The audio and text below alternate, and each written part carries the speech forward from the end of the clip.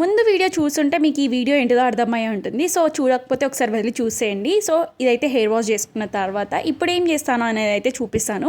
Actually కొంచెం ముందే చూపించాల్సింది, but టెంపుల్కి వెళ్ళాను కాబట్టి కొంచెం లేట్ అయింది. హెయిర్ అట్లీస్ట్ ఒక 80% ఆరిన తర్వాత ఇలా లైట్గా ఆయిల్ అయితే అప్లై చేసుకుంటాను. ఈ టెక్నిక్ అయితే నేను రీసెంట్గా చూసిన. సో ఈ మధ్య అయితే ఇదే ట్రై చేస్తున్నా. చాలా ఈజీగా నా హెయిర్ లెంత్కి అంతా అప్లై చేసుకుంటున్నాను అనమాట. అంటే కంప్లీట్గా అప్లై చేసుకోవడం కాదు, స్ప్లిట్ ఎండ్స్ రాకుండా ఇంకా హెయిర్ బ్రేకేజెస్ రాకుండా ఇట్లా ఆయిల్ అయితే అప్లై చేసుకుంటారు. ఓన్లీ ఆయిల్ అనే కాదు, హెయిర్ సీరమ్స్ కూడా అప్లై చేసుకోవచ్చు. After hair wash compulsory hair oil అయితే అప్లై చేసుకోవాలి. చాలా మంది అయితే అస్సలు అప్లై చేసుకోరు.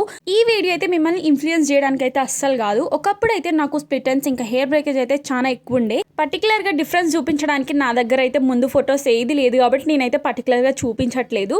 సో నా హెయిర్ కండిషన్ అయితే ఇప్పుడు ఇలా ఉండింది. మంచిగా మాయిశ్చరైజింగ్గా ఇంకా చాలా హెల్దీగా ఉంది. సో మీరు కూడా ఇట్లాంటి టిప్స్ అని కూడా ట్రై చేయండి. So that's it for today's blog. మీకు ఎలా అనిపించిందో అనేది నాకైతే డెఫినెట్గా కమెంట్ చేసేయండి. Bye guys.